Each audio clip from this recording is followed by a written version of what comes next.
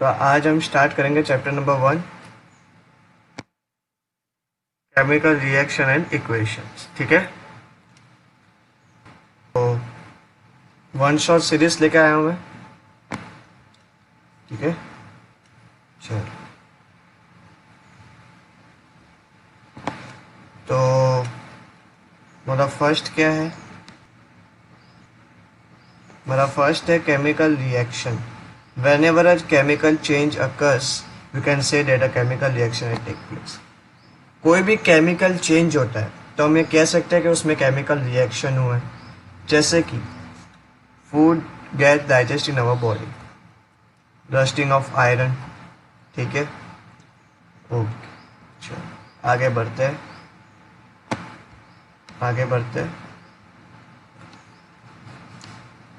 Chemical equation क्या होती है? Chemical equation can be expressed symbolically by using chemical equation। ठीक है, केमिकल इक्वेशन को कैसे एक्सप्रेस किया जाता है? Symbolically using chemical equation. एक एग्जांपल ले लेते हैं। Mg प्लस O2 गिव्स क्या देगा? MgO2। ठीक है, सही है ना? ओके, चलो आगे बढ़ते हैं। वी कैन ऑब्जर्व और recognise a chemical reaction by observing change in state, colour, by evolution of gas, by change in temperature. ये मुझे आपको समझाने की ज़रूरत नहीं है, सबको बताओ। ठीक है भाई। तो physical state of the reactor and product are mentioned to make chemical reaction more informative for gas, for liquid, for solid and for aqueous. ठीक है, समझ में आ गया? ओके, ठीक है भाई, आगे चलते हैं। तो बैलेंसिंग इक्वेशन क्या होती है? We balance the chemical equation so that number of atom of each element involve in the reaction remain same at the reactant and product side. देखो भाई, सबसे पहले ये यहाँ पे रिएक्टेंट और यहाँ पे प्रोडक्ट। ठीक है, ये हमारा रिएक्टेंट है और ये हमारा प्रोडक्ट है। तो बैलेंसिंग इक्वेशन क्यों होती है?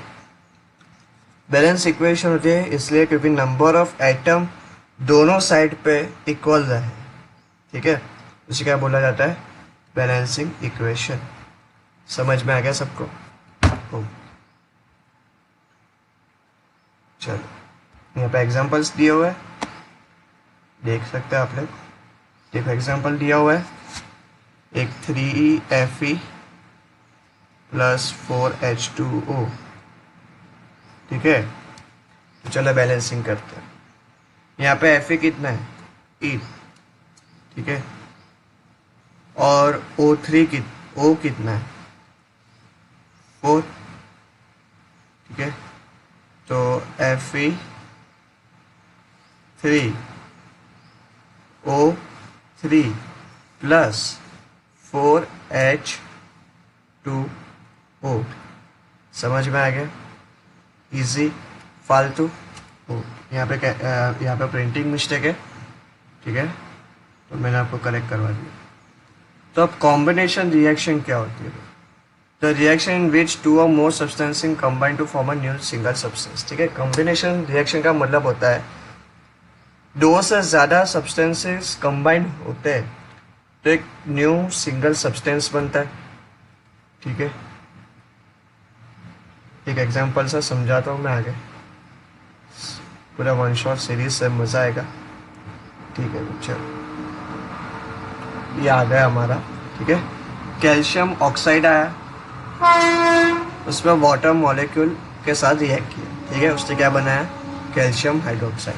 अब मैं आपको दिखा देता हूँ। CaO plus H2O gives. ठीक है, Ca कितना है? 1, और H2 कितना है? 2, O भी 2, ये रहा है 1 और ये रहा है दूसरा। ठीक है, तो हम इसे ब्रैकेट में ले सकते हैं। OH ट्वाइस बोलते हैं इसे ब्रैकेट में, OH ट्वाइस, OH2 मत बोलना, OH ट्वाइस होता है ये, ठीक है। क्या देगा? Calcium hydroxide. समझ में आ गया सबको? ओके भाई, चलो आगे बढ़ते हैं। क्विक लाइन, ठीक है ना? ओके, ठीक। CaOH twice slaked lime is used for white washing walls, ठीक है। ये स्लेक लाइम कहाँ यूज होती है? वॉशिंग वॉल्स में। It react with CO2 form CaCO3 and give a shiny finish to the wall, ठीक है। समझ में आ गया? CO2 इसके साथ रिएक्ट करेगा और शाइनी फिनिश वॉल बनाए, ठीक है। देखो यहाँ पे दिया हुआ क्या किया है, वही कैल्शियम हाइड्रोक्साइड CO के साथ रिएक्ट करेगा, क्या देगा? CaCO3 कैल्शियम कार्बोनेट और वाटर, ठीक है। कैसे किया ये देखो, Ca कितना है यहाँ पे? एक है, एक आ गया भाई। बैलेंस करना है एग्जाम में लिखने के बाद, एक बार चेक ज़रूर करना है कि दोनों साइड बैलेंस है या नहीं। अगर नहीं हो रहा तो आपका इक्वेशन रॉन्ग है, ठीक है भाई। ओके, चलो C कितना है यहाँ पे? एक, तो मैं एक आ गया। O कितना है? O4 है यहाँ पे, 4, ठीक है। तो यहाँ पे O3 तो है और यहाँ पे भी एक O है, तो भाई O4 हो गया। बैलेंस है दोनों साइड, तो भाई आपकी इक्वेशन राइट है, ठीक है। समझ में आ गया? ओके, चलो। बर्निंग ऑफ कोल क्या होता है? बर्निंग ऑफ कोल, ठीक है।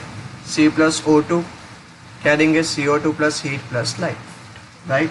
Formation of water 2H2O plus O2 gives करेंगे 2H2O, सही है। फालतू, ओके भाई, चलो आगे बढ़ते हैं, ठीक है भाई। एक्सोथर्मिक रिएक्शन क्या होता है? ठीक है, एक्सोथर्मिक रिएक्शन होती है reaction which heat is release along with the formation of product. Exothermic reaction का मतलब होता है जिसमें से हीट रिलीज हो रही है, हीट निकल रही, ठीक है, ठीक है। उसे क्या जाता है? Exothermic reactions. एक एग्जांपल दे यहाँ पे, CH4 प्लस 2O2, C एक है, O2 4 है, ठीक है। यहाँ पे एक O2 है, यहाँ पे 2H2 2O यहाँ पे भी है, बैलेंस हो गया, सही है। चलो आगे बढ़ते हैं, ठीक है। रेस्पिरेशन क्या है? Exothermic reaction. रेस्पिरेशन में ना एक्सोथर्मिक रिएक्शन होती है decomposition of vegetable matter into compost, वो भी एक्सोथर्मिक रिएक्शन होती है, सही है। ओके भाई, चलो आगे बढ़ते हैं, ठीक है। डिकम्पोजिशन रिएक्शन क्या है? The reaction in which a single substance decompose to give 2 or more substance. Decomposition reaction can be 3 type. कितने टाइप के डिकम्पोजिशन होते हैं? 3 टाइप के, ठीक है। अब डिकम्पोजिशन रिएक्शन क्या होती है? एक सिंगल सब्सटेंस जब डिकम्पोज होता है तो वो 2 or more सब्सटेंसेस देता है, ठीक है। अरे एक सिंगल सब्सटेंस टूटा, यहाँ से ब्रेक हुआ, तभी तो 1 और 2 मिलेंगे ना, समझ में आया? यस, ओके, चलो भाई आगे जाते हैं। थर्मल डिकम्पोजिशन क्या होता है? तो when decomposition reaction is carried out by heating, ठीक है। जब डिकम्पोजिशन रिएक्शन में हीटिंग होती है, हीटिंग, तो उसे क्या कहते हैं? Thermal decomposition. उसे क्या कहते हैं? थर्मल डिकम्पोजिशन, ठीक है। समझ में आ गया सबको? ओके, चलो चलते हैं नीचे, ठीक है। चलो ठीक है, हमने पहले ही पढ़ लिया कि डिकम्पोजिशन 3 टाइप के होते हैं, ठीक है। तो फर्स्ट आया थर्मल डिकम्पोजिशन। देख लिया थर्मल क्या होता है, जिसमें हीट होती है, ठीक है। यहाँ पे एक एग्जांपल है CaCO3, उसमें हमने हीट, ये कैटालिस्ट होता है। Ca एक है, O3 है, एक O Ca के पास चला गया, दूसरा CO2 बन गया, राइट। थर्मल डिकम्पोजिशन पता चल गया, हीट डी ब्रेक डाउन हुआ है, अलग हो गए। ठीक है, चलो यहाँ पे और एग्जांपल्स है, देख लेना। ठीक है, इलेक्ट्रोलाइटिक डिकम्पोजिशन क्या होता है? सेकंड टाइप डिकम्पोजिशन का, when decomposition reaction is carried out by electric current. ठीक है, इलेक्ट्रोलाइटिक नाम से ही पता चल जाता है जिसमें इलेक्ट्रिक करंट हो। ठीक है, इलेक्ट्रिक करंट पास की हो, उसे क्या कहते हैं? Electrolytic decomposition. ठीक है, एक एग्जांपल है यहाँ पे H2, उसको इलेक्ट्रिक करंट दिया, अलग हो गए, 2H2 + O2 बन गया। ठीक है, समझ में आ गया? How easy? ओके भाई, चलो नीचे चलते हैं। यहाँ पे और एक एग्जांपल दिया है, यहाँ पे प्लास्टिक का मग है, उसके अंदर एनोड कैथोड डाला हुआ है, यहाँ पे स्विच है, 6 वोल्ट का करंट पास किया जा रहा है, ऑक्सीजन मिल रहा है और हाइड्रोजन है। ठीक है, उसको फिर क्या बोलेंगे? Electrolytic decomposition. ठीक है, ओके भाई। और फोटोलाइटिक डिकम्पोजिशन क्या होता है? Photolytic decomposition reaction is carried out by light, जिसमें हम लोग सनलाइट को एज अ कैटेलिस्ट बनाते हैं। थर्मल में क्या था? हीट। इलेक्ट्रोलाइटिक में क्या था? इलेक्ट्रिक करंट को कैटेलिस्ट बनाया था। अब फोटोलाइटिक में सनलाइट को फोटोलाइटिक डिकम्पोजिशन बनाया। ठीक है, एग्जाम्पल दिया हुआ है 2AgCl, सनलाइट डी में डी टूट गए भाई, 2Ag + Cl, वाइट कलर था, ग्रे कलर हो गया। समझ में आ गया? इजी, ओके भाई। चल आगे जाते हैं। ठीक है, यहाँ पे और एक है एग्जाम्पल, 2AgBr, सनलाइट डी, अलग हो गया, 2Ag + Br2 आ गया, क्योंकि 2Br है ना, यहाँ पे जॉइंट में है, अलग नहीं है, तो Br2 पे भी लगेगा। ठीक है, Br2 आएगा, क्योंकि यहाँ पे 2 दोनों पे लग रहा है भाई। हाँ, एग्जाम में मिस्टेक मत करना कि Ag पे Br लगा है, नहीं भाई, दोनों पे लगा है। ठीक है, चलो भाई नीचे चलते हैं। चलो, तो भाई एंडोथर्मिक आ चुका है। एंडोथर्मिक रिएक्शन क्या होती है? ठीक है, the reaction which require energy in the form of heat, light और इलेक्ट्रिसिटी कॉल्ड एंडोथर्मिक। ठीक है, एक्सोथर्मिक में क्या है? एनर्जी रिलीज हो रही है। एंडोथर्मिक में क्या है? एनर्जी एब्जॉर्ब हो रही है। ठीक है, एनर्जी एब्जॉर्ब हो रही है।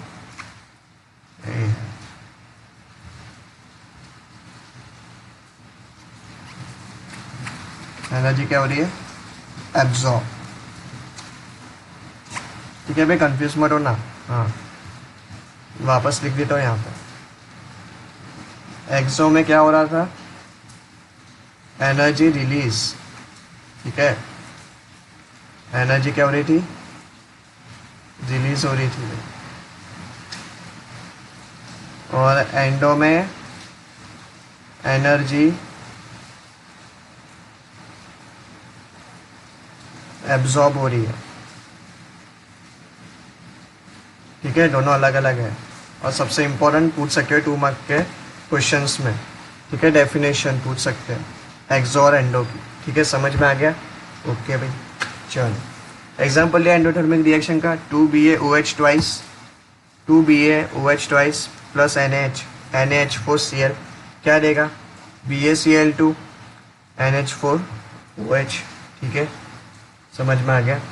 यहाँ पे दिखा देता हूँ एक बार, यहाँ पे नहीं, यहाँ पे दिखा देता हूँ। क्या है? 2BaOH twice NH4Cl। ठीक है भाई, next page, 2BaOH twice plus क्या है? NH4Cl।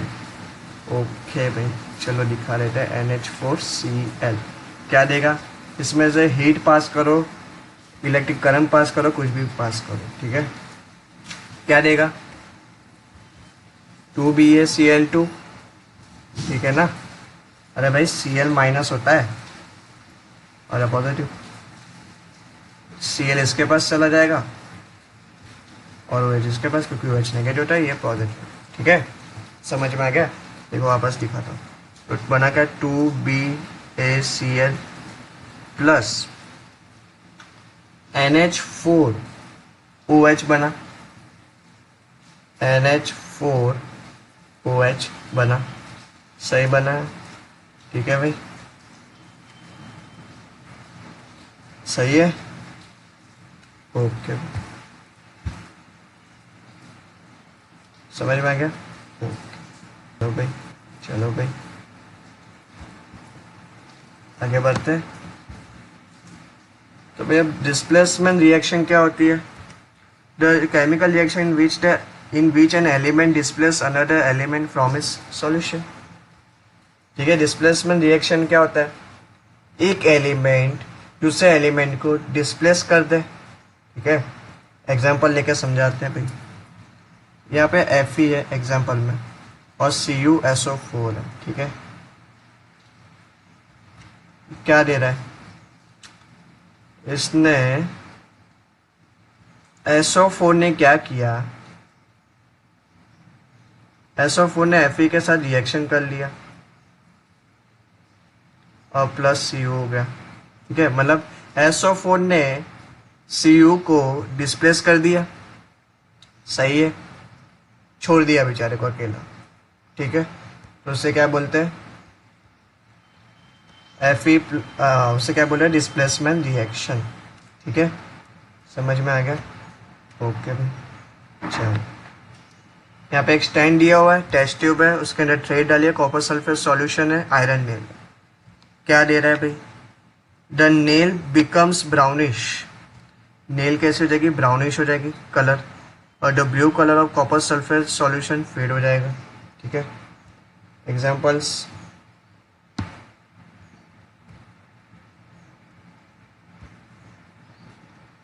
ओके भाई, example Zn plus CuSO4, Zn plus CuSO4 displace कर दिया उसने, ZnSO4 ने छोड़ दिया, Cu को अलग हो गया।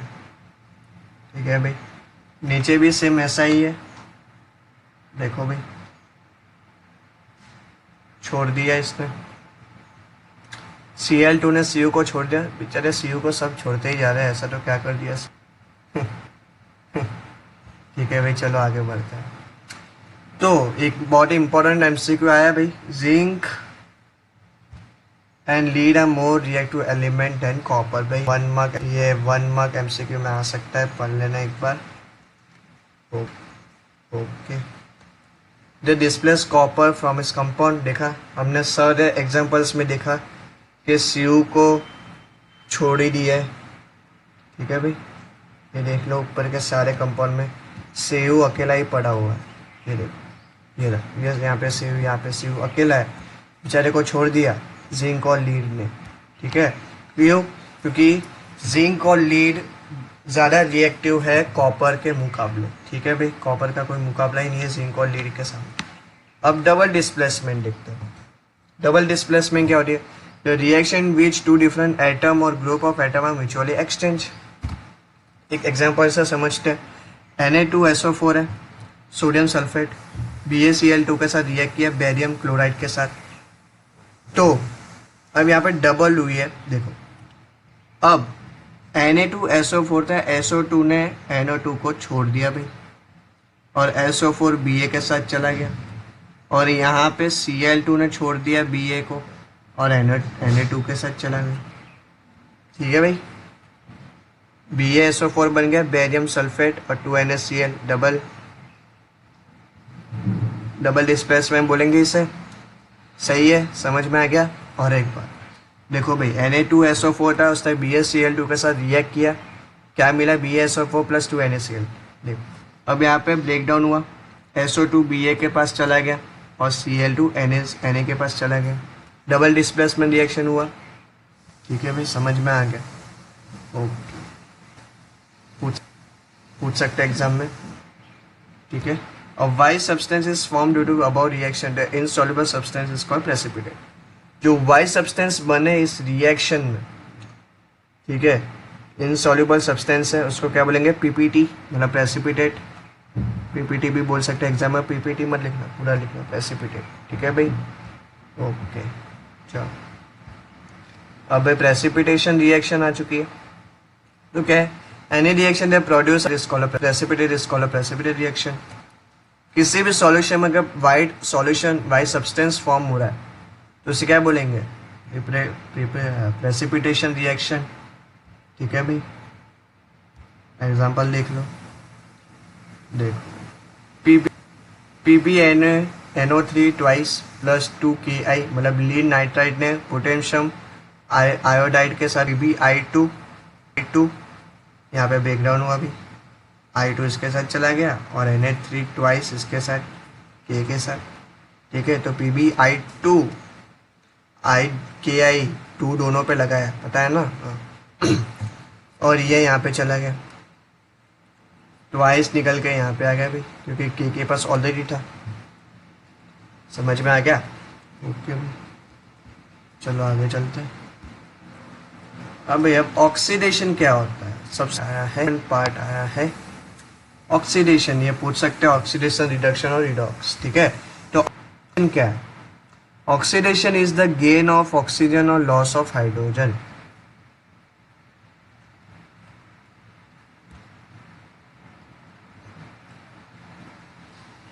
हट ही नहीं रहा, ठीक है भाई। वो रिएक्शन जिसमें ऑक्सीजन को ऐड कर रहे और हाइड्रोजन को निकाल दे रहे भाई, समझ में आ गया, ठीक है।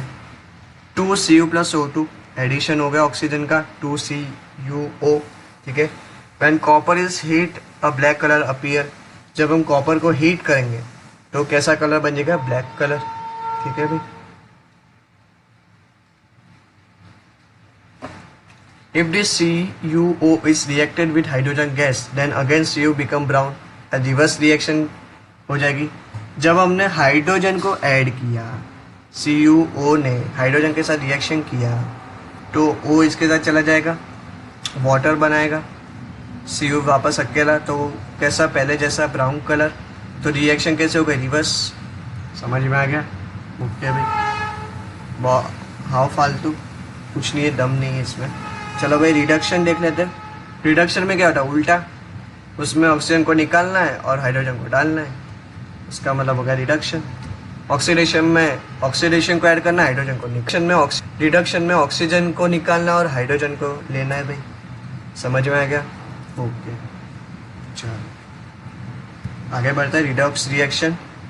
अब रिडॉक्स रिएक्शन क्या होती है? जिसमें दोनों हो, ऑक्सीडेशन और रिडक्शन दोनों भाई, ठीक है। The reaction in which one reactant get oxidise और वाइल अदर गेट रिड्यूस, ठीक है भाई। देखो यहाँ पे एग्जांपल भी है। एग्जांपल में क्या दिया है? देखो CuO प्लस H2, ठीक है। CuO प्लस H2 क्या बना? Cu प्लस H2O, ये बना। तो किसका ऑक्सीडेशन हुआ?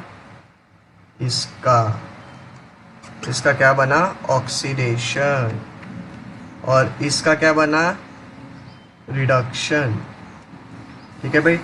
इस रिएक्शन में दोनों ने पार्टिसिपेट किया, ऑक्सीडेशन भी हुआ, रिडक्शन भी हुआ, तो उसे क्या बोलेंगे? Redox reaction.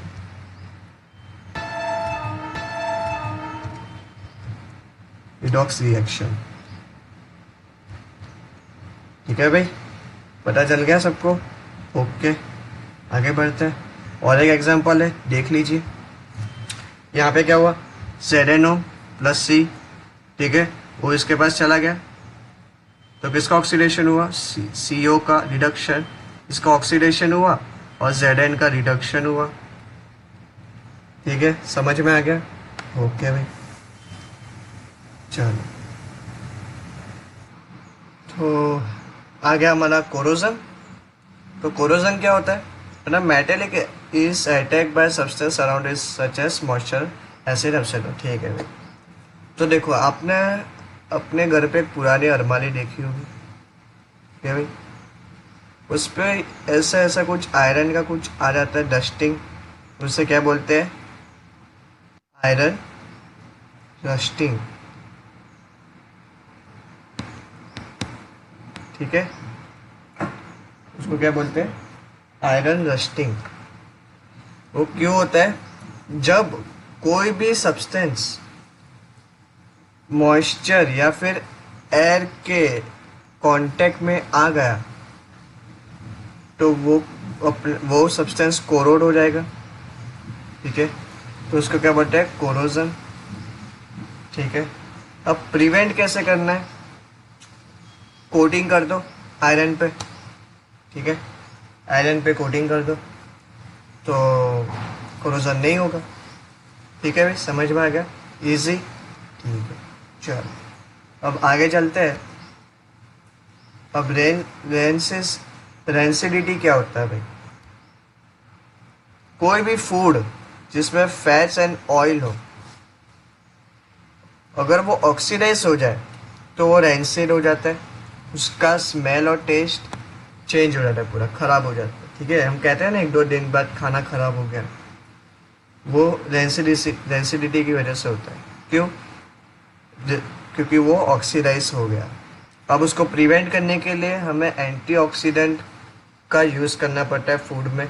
जैसे पैकेज आते हैं ना फूड में, जैसे वेफर्स, वो सब एयर टाइट कंटेनर हो गया।